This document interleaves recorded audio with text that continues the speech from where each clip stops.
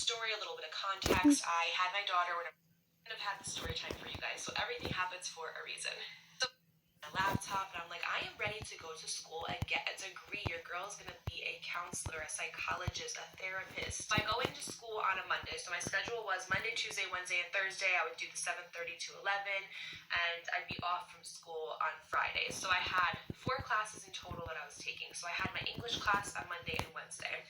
So I walk into English class, and it's like any normal first day of school. You know, I'm looking cute or whatever. I meet my teacher. I get all of my like syllabuses, things like that, all of my assignments down, and I am good to go.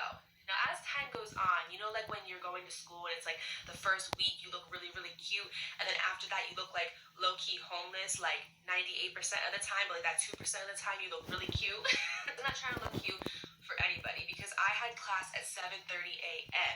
Who gets up at 5 in the morning to do makeup? Not me. So I was like, nope, I'm gonna go looking homeless. I would wear like sweatpants, you guys, sweatshirts. I wear my hair bun. I'd wear like Uggs. Like, I did not look cute whatsoever. Every time I went to this English class, I would sit next to this girl, and she was really cool. She was really, really nice, like really put together. And I was like, I'm gonna sit by her because she looks like she's got her life together.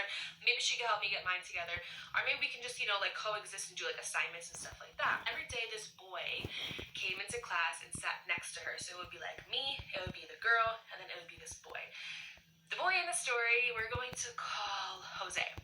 So Jose was really, really cute. He was Hispanic. He was really cute. He always came in with like a really big like laptop bag that had like his laptop, his like notebooks. Like he had like a watch on. Like he just looked like really put together, just like this girl. So I always thought that they were like a thing. Like I always thought that they were like a little bit more than friends. That maybe he was trying to like pursue interest in her. But I never like asked her because it's not my business. I'd be minding my business. But I just noticed that he would always sit next to her. So the 3 of us kind of got to know each other along the course of this class because we were always sitting together. And like I said, we had class, you know, 2 days a week together, and eventually like you really get to know the people in your class. You know, I'm going to class, I'm doing my thing, I'm getting my education on, I'm doing my English assignments, and one day we got this like really hard assignment. And this teacher, let me just remind you, she was crazy. Like seriously, low-key, she would come in and she would give us like these hard assignments. She was like so harsh with grading, but she would leave for like 20 minutes at a time. She'd be like, okay guys, here's a smart board, here's your assignments, I have to go do something really quick. And she wouldn't come back for like a half an hour, and class is only like an hour and 15 minutes. So because of that, we had a lot of free time. None of us would do any of our work. We would just spend the whole entire time talking.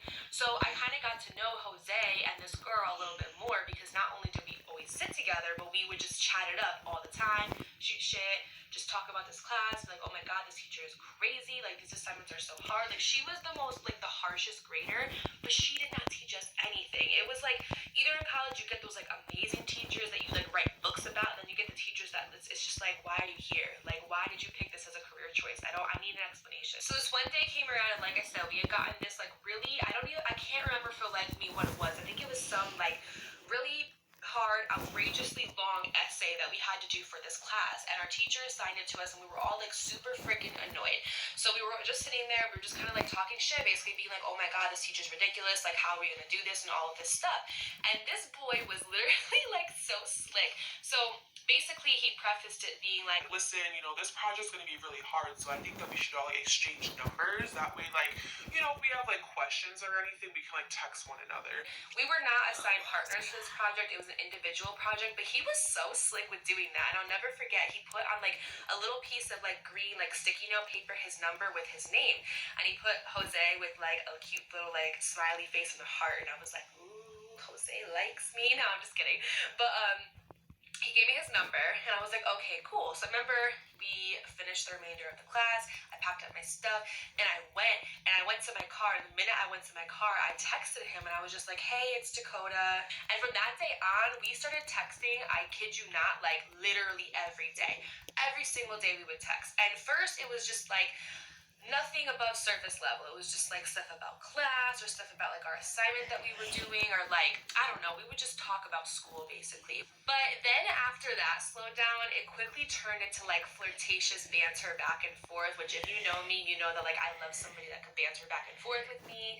I think it's so cute, it's so attractive, and that's quickly what it turned into. And like I said, I saw him twice a week, so I was spending a lot of time with him at school. I was texting him outside of it. So over that time, we got to really know each other as individuals. And during this course of us talking, I got to find out a lot about him. I found out that he was actually adopted at a very young age.